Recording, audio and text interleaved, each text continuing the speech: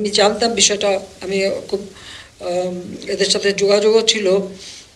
আজকে এই ব্রিক্সের যে সম্মেলনটা, এটা কিন্তু অত্যন্ত গুরুত্বপূর্ণ, কারণ এখান থেকে আমি মনে করি আগামী দিনে এই আমাদের এই অঞ্চল যারা চিরদিনই অবহেলিত, তারা অন্তত এক হয়ে সেই সব দেশের মানুষের আর্থসামাজিক উন্নয়নের দিকে বিশেষভাবে দৃষ্টি রাখবে। হয়তো নতুন কোনো দুয়ার খুলে যাবে উন্নয়নের পথে, এটা আমার একটা বিশ্বাস। যদি এরা সঠিকভাবে আমরা সিদ্ধান্ত নিয়ে এগোতে পারে, সেই দিকে আমাদের একটু নজরও দিতে হবে, আর সেই সাথে সাথে সে যোগাযোগটাও রাখতে হবে। কারণ আমরা চাই আমাদের দেশটা আরও এগিয়ে যাক। আর আরেকটা কথা আমাদের মনে রাখতে হবে যে স্বাধীনতার পর জাতিসংঘের যতগুলি দেশ, এই আফ্রিকান দেশগুলি কিন্তু অধিকাংশই খুব দ্রুত বাংলাদেশকে স্বীকৃতি দিয়েছিল। 1973 সালের মধ্যেই কিন্তু অধিকাংশ দেশ, অনেক দেশ হয়তো দেরি করছে, কিন্তু এই আফ্রিকান দেশগুলি কিন্তু খুব দ্রুত আমাদের স্বীকৃতি দেয় এবং আমাদের সাথে একটা সম্পর্ক গড়ে তোলে। এটা হচ্ছে এরকমই, রেভলিউশনারি হলে পরে সকলেরই মনের একটা টান মানে তৈরি হয়ে যায় সেভাবেই। সে কথা মাথায় রেখে এবং আজকে ওআইসির সম্মেলনের যে আমরা সদস্যপদ পেলাম, 1974 সালে ওআইসি সম্মেলন হচ্ছিল পাকিস্তানে। পাকিস্তান তো বাংলাদেশকে তখনও মেনে নেয় নাই। তখন কয়েকটি দেশের, আপনারা জানেন যে কুয়েতের যিনি পরবর্তী আমির ছিলেন, তিনি ছিলেন প্রধানমন্ত্রী যে আল সাবা, তারপরে লেবাননের পররাষ্ট্রমন্ত্রী, আলজিয়ারের পররাষ্ট্রমন্ত্রী, এরকম কয়েকজন দেশে আমার বাংলাদেশে আসে এবং তারাই কিন্তু মানে পাকিস্তানকে মানে চাপ দিয়ে ওআইসির সদস্যপদ যাতে বাংলাদেশ পায়, এটা কিন্তু এই আফ্রিকান দেশগুলি এবং অন্যান্য দেশ, তারাই কিন্তু এদের উপরে প্রচণ্ড মানে তাদের আগ্রহ জানায়। আমি চাপ দেওয়া বলবো না, এখন আমি বলবো যে তারা তা আগ্রহ জানায় এবং তারাই দাবি করে না বাংলাদেশকে আর শেখ মুজিবকে আনতে হবে। তার একটা কথা ছিল শেখ মুজিবকে আনতে হবে, যার জন্য পাকিস্তান ওই সময় বাংলাদেশ আর জাতিভেদের কথা ছিল পাকিস্তান যতক্ষণ পর্যন্ত বাংলাদেশকে স্বাধীন রাষ্ট্র হিসেবে স্বীকৃতি না দেবে ততক্ষণ কিভাবে আসবো। তো এই যে পররাষ্ট্র মন্ত্রণালয় মন্ত্রীগুলি যখন যান বাংলাদেশে, তো এটা নিয়ে আলোচনা হয়। তারপর কিন্তু পাকিস্তান স্বীকৃতি দেয়। শুধু স্বীকৃতি দেয় না, আমার সোনার বাংলা, আমি তোমায় ভালোবাসি, এই জাতীয় সঙ্গীত, সাথে সাথে তাদের কাছে কিন্তু সেই স্বরলিপি পাঠানো হয় এবং তারা এটা প্র্যাকটিস করে। এবং জাতিপিতা বঙ্গবন্ধু শেখ মুজিব যখন পাকিস্তানে যায়, এই পাকিস্তানেই কিন্তু আমার সোনার বাংলা, আমি তোমায় ভালোবাসি, আমাদের জাতীয় সঙ্গীত বাজিয়ে তাকে সম্মান দেখায়। কাজে সেই ওআইসির সদস্যপদ লাভের ক্ষেত্রেও কিন্তু আফ্রিকান দেশগুলির কিন্তু একটা বিরাট ভূমিকা রয়ে গেছে। সেটা আমাদের হয়তো এই গল্প অনেকেই হয়তো জানে না, কিন্তু এটা কিন্তু সকলের আসলে একটু স্মরণ রাখা উচিত। সেই ক্ষেত্রে এই জন্য আমি সবসময় গুরুত্ব দিই যে আমরা আমাদের এই দেশগুলির সাথে একটা সম্পর্ক রাখবো, আর সেই সাথে আমরা কি কি জিনিস আমরা ব্যবসা বাণিজ্য করতে পারি। আসলে যেই সম্পর্ক রাখি এখানে ব্যবসা বাণিজ্যটাই আসবে, বিনিয়োগটা আসবে।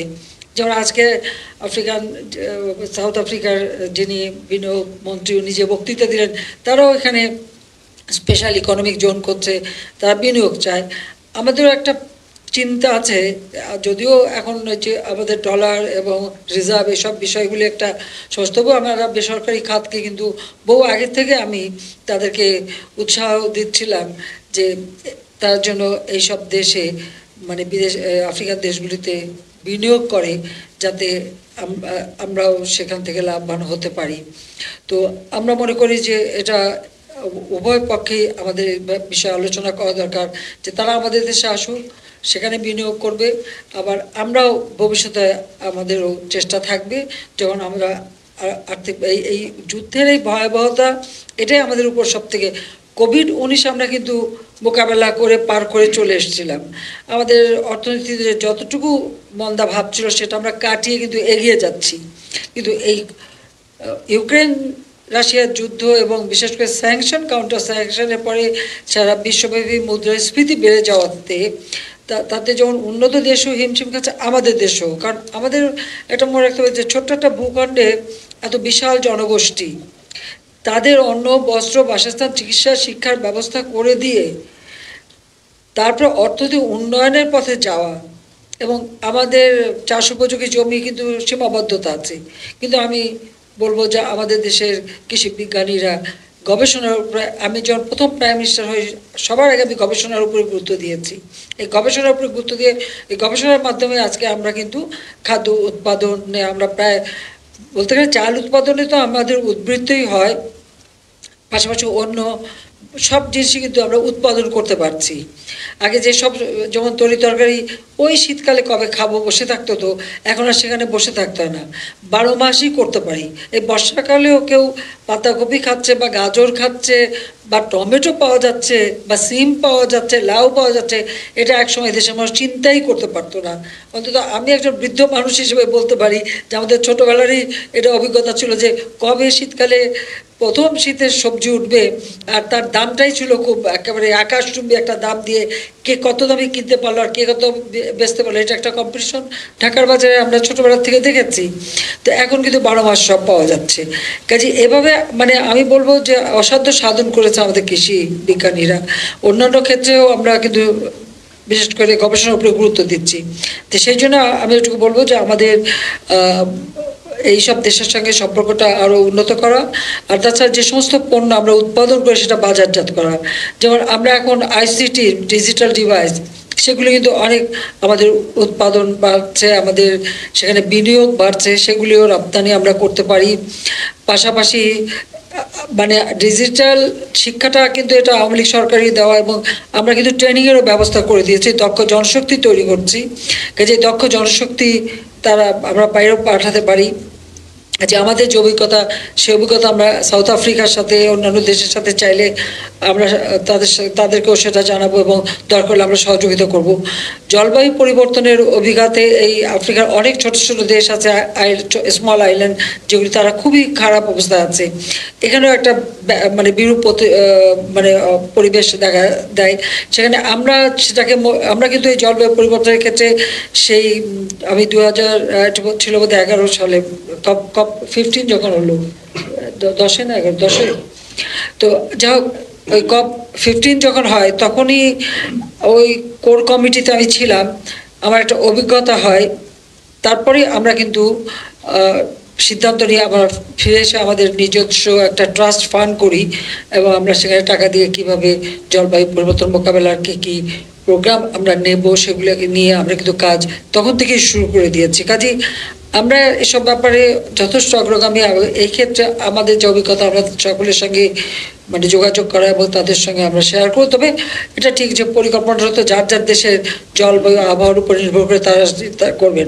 এইভাবে আমি বলবো যে আমাদের পণ্যগুলি বিশেষ করে এখানে ওষুধের দাম অনেক বেশি, কাজে আমরা ফার্মাসিউটিক্যাল, সিরামিক, তাছাড়া তৈরি পোশাক, তারপরে ওই যে চাষাবাদের ব্যাপারেও আমরা কিন্তু এদের অনেক এলাকার জমি এত উর্বর কিন্তু তাদের কাজ করার মতো লোকও নেই, অভিজ্ঞতাও নাই। তো সেই সব ক্ষেত্রে কিন্তু আমরা কাজ করতে পারি। এখানেই উৎপাদন করলাম, তাদের যাদের মাটি তাদেরটা তাদের শেয়ার করলাম, বাকিটা আমরা আমাদের নিতেও পারি, আমাদের প্রয়োজন না হলে সেটা আমরা বিক্রিও করতে পারি। সেইভাবে আমরা কিন্তু কৃষি উৎপাদনের উপরেও গুরুত্ব দিতে পারি। আর সেইভাবে আমরা করবো। তারপরে খাদ্য প্রক্রিয়াজাতকরণ শিল্প গড়ে তোলা, জাহাজ নির্মাণ, আমরা এখন এই শিল্পটা আমাদের খুবই ভালো, সেদিকে আমাদের দৃষ্টি দিতে হবে। আমাদের পাটজাত পণ্য, চামড়াজাত পণ্য সহ এরকম আমি মানে বলছি সব দিক থেকেই আমাদের একটা উদ্যোগ থাকা দরকার। সেই জন্য আমরা আফ্রিকার দিকে এখন দৃষ্টি দিচ্ছি বেশি, কারণ এই অঞ্চলগুলি একটা আমি বলবো একটা উঠতি অর্থনীতি। কাজে তাদেরকে আমরা আমাদের অভিজ্ঞতা যদি বিনিময় করতে পারি তাহলে আমাদের দেশও লাভবান হবে, এদেশেও লাভবান হবে, এদেশের মানুষগুলির উন্নতি হবে।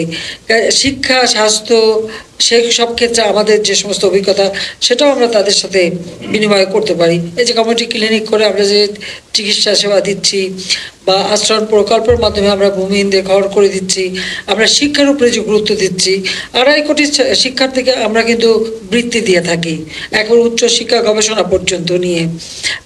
সেই সাথে সাথে আমরা বিনা পয়সায় বই দিই, আমরা স্কুলে খাদ্যের ব্যবস্থা নিজেরা করি, আবার আমরা ওই উদ্যোক্তা যারা স্কুল কমিটি এবং এলাকার মানুষ উদ্যোক্তা হয়ে তারা বাচ্চাদের খাবারের ব্যবস্থা করে, সেভাবে আমরা উৎসাহিত করি, মাদেরকে টিফিন বক্স দিয়ে দিই যে তারা টিফিন দিয়ে দেবে।